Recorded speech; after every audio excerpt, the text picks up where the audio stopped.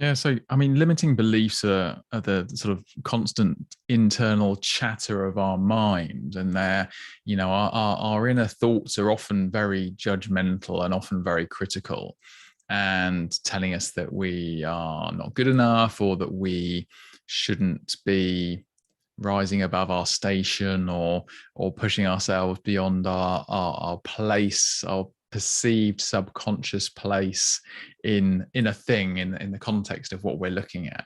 And these beliefs can be very easily sown in our childhood from subconsciously or consciously picking up comments that people around us make, whether it's our teachers, whether it's our parents, whether it's our friends, or siblings. Anyone in our life can unwittingly or even maliciously in some instances feed these doubts, these sort of seeds into our subconscious, where they take root, particularly if, although not necessarily, but particularly if an event has been very stressful, if we're scared, if we're embarrassed or ashamed. These sort of emotional mechanisms kick in to ensure that we remember one way or another these circumstances, so that we can try and avoid repeating them again. And so these echo through our lives into teenage years and into adulthood if unrecognized and unchecked, and can continue to play the story of our lives to us, the perceived story of our lives. And this is often an unhelpful story based on fear and rejection, and not wanting to put our head above the parapet for fear of getting shut down, shot down again.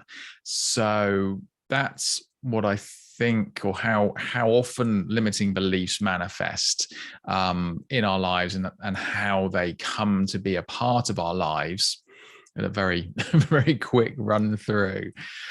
From a mindfulness perspective, simply listening to the chatter of our minds, so paying attention to the thoughts, using a practice such as Oliver led earlier in this session is a perfect example. Our ability to observe our thoughts is the first step in freeing ourselves from them. If you're not aware that you're in the movie theater of the mind, then it's very difficult to free yourself. You might say impossible to free yourself from a construction that you're not aware exists. And this is the challenge that so many of us have in life, is that we are so used to the noise in our head. We're so used to the chatter, to the voice, that we take it to be ourselves, and we don't even consider conceptually that there could be an alternative. So we just go through life asleep. This is another one of the sort of the metaphors used for sort of the mindfulness approach. You're asleep in your thoughts, or you're awake to the sense of consciousness and what it really is. So from a mindfulness perspective, that's one of the key skills that it can bring, particularly to sort of the limiting belief concept, but also, as you mentioned earlier, I think around the whole procrastination piece. What's going on? What are the patterns of my procrastination? What are the patterns of my limiting belief? What are these repeated phrases and terms that come up in my mind whenever I'm approaching a certain type of challenge or a certain type of perceived obstacle in my life?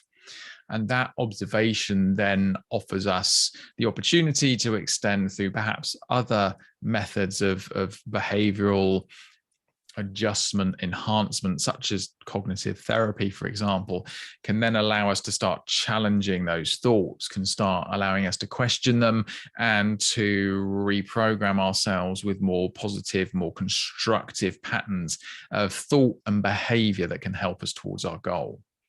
I'll pause for breath.